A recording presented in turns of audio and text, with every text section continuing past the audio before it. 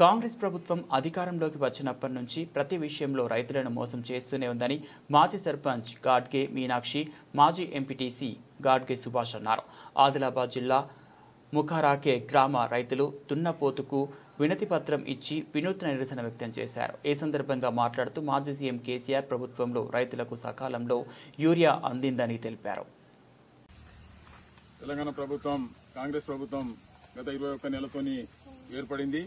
రేవంత్ రెడ్డి ప్రభుత్వంలో రైతులకు ఎంతో అవస్థలు జరుగుతున్నాయి. ఇవాళ యూరియా కోసం ఎంతో అవస్థలు అవుతున్నాయి. ప్రజలు రోజు ధర్నాలు, రాస్తారోకోలు రాష్ట్రమంతా చేసి వ్యవసాయం చేసే పనుల్లో అందరూ దుకాణంలో పొంటి పోయి యూరియా కోసం తిరుగుతున్నారు.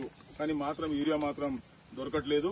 కాబట్టి ఈరోజు ఆదిలాబాద్ జిల్లా ఇచ్చోడ మండల్ ముక్రాకే గ్రామం నుండి రాష్ట్ర ప్రభుత్వానికి ఇన్ని దరఖాస్తులు, ఇన్ని ప్రజలు ధర్నాలు, రాస్తారోకోలు చేసినా గానీ ఏమాత్రం పట్టించుకోవడం లేదు. కాబట్టి ఈరోజు దున్నపోతుకు మేము దరఖాస్తు ఇస్తున్నాము.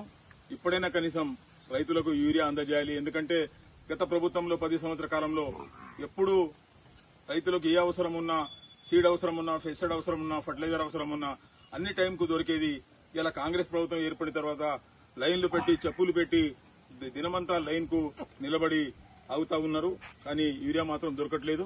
కనీసం రేవంత్ రెడ్డి ముఖ్యమంత్రి, వ్యవసాయ శాఖ మంత్రి ఏమంటారంటే అసలు యూరియా కొరత లేదు, వాళ్ళు రైతులే కారు, కావాలని టీఆర్ఎస్ నాయకులు రోడ్డు మీద ధర్నాలు చేస్తున్నారు,